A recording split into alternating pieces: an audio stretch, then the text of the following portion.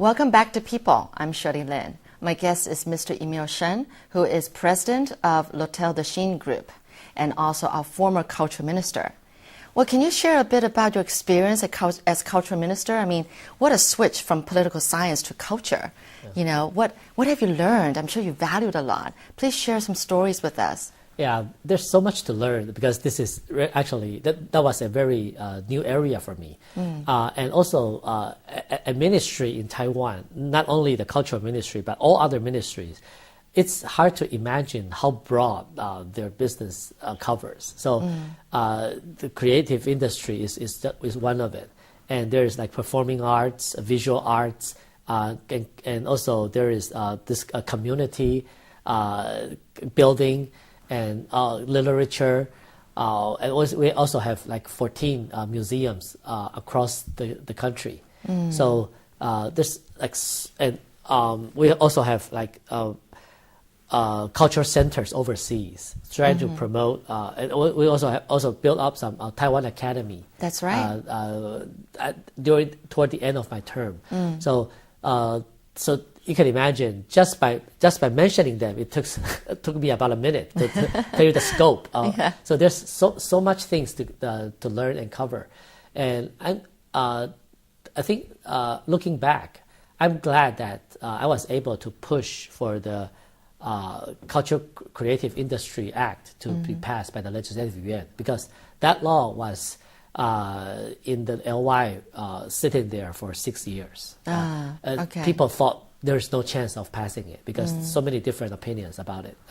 So when I first took office, I thought I want to make that as my first accomplishment, and I really thank all the legislators for supporting me on that front, and I got it passed in the first 2 months of my tenure there. Wow. And because the law has passed, that's why in the last 2 years we have all the resource, the funding, and all the legal structure to start pushing for the creative industry development in Taiwan. So that's one thing I'm really glad that I was able to accomplish. Wow. And also internationally, I think the Taiwan academies, that was the 3 that was already opened. That also took a few years to prepare, and I'm glad that that was done. I hope the world can know Taiwan more because of our culture. Because realistically speaking, we're never going to be a political dominant country in the world.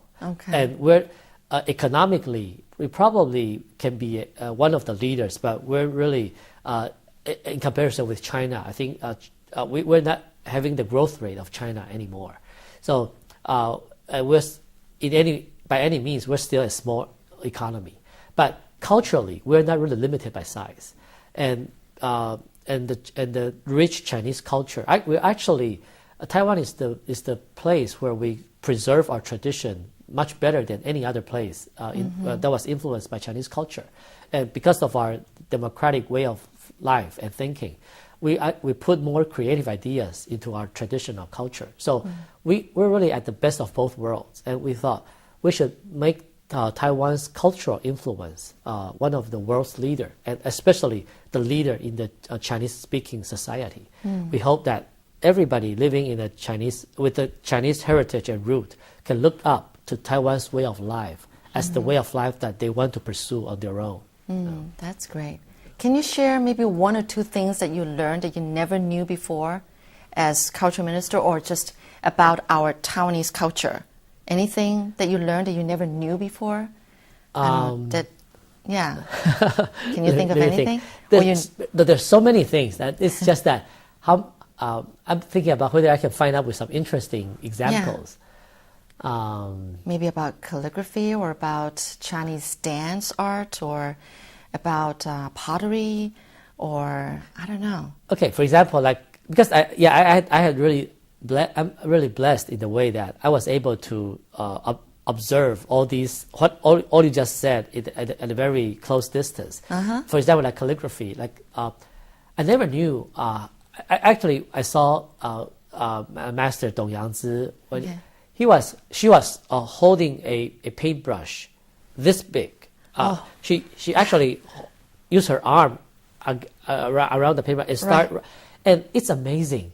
It's just amazing how that can be written. Yeah. I couldn't imagine either. Yeah. She was just creating the calligraphy in a room. And the paper was on the floor. Right. And I can't even write well with a pen. This with one hand. Yeah, right. with one hand. Let alone. She uses her two arms, and actually when she was done, and the work was just amazing, and it's almost like what she used with her hand, one hand. Right. So I was able to see a lot of these things, and for example, when I was with CloudGate, yes. And we were overseas going on a tour. Okay. And that was when I realized I didn't know that when they go out, they have to actually bring their own stage. So yeah, so that's why it costs a lot because yes. They have everything on stage, even the floor on stage. What they have to bring their own stage because if you use the stage that was already there, right. It's different. Yeah. So so there's so many things that goes on. When there was a Chinese saying, a minute on stage is 10 years of work behind scenes. I believe right? so. And yes. I actually really realized what that actually means. To me, that was just a slogan in the past. But when I get the chance to work with them and see how hard they practice and how much work they put into their artistic creations, and I really feel like at that time, as a government official, we should really do our best to help them because their perseverance and their insistence on pursuing the best. I think that's really the spirit of artistic creations. Wow, you must value those experiences. Yeah. That is, I'd love to be in your shoes. But so now, from culture minister to president of L'Hotel de Chine Group, this hotel group, what has been the hardest part, or what kind of mentality did you have to change to go from there to managing hotels? Is there any difference? For me, I think there's a lot of common ground because it's really about management. Okay. No matter it's Deaf Olympics or city government or culture ministry. Or the hotel group. I think the management part is the consistent part. But the thing is, you have to learn and respect all the expertise at the different areas and try to make yourself acquainted really fast with the specialized areas. And I think one thing that I was trained in the past 4.5 years was that the last 4.5 years, everything I did as a government official are really all new to me because how can I ever imagine myself preparing for a Olympic Games as the main CEO for the organizing committee? So that was a whole new area for me. And also even back in the city government, I kind of established a 1999 a hotline. So, yeah, right. And I never had such experience on customer service before.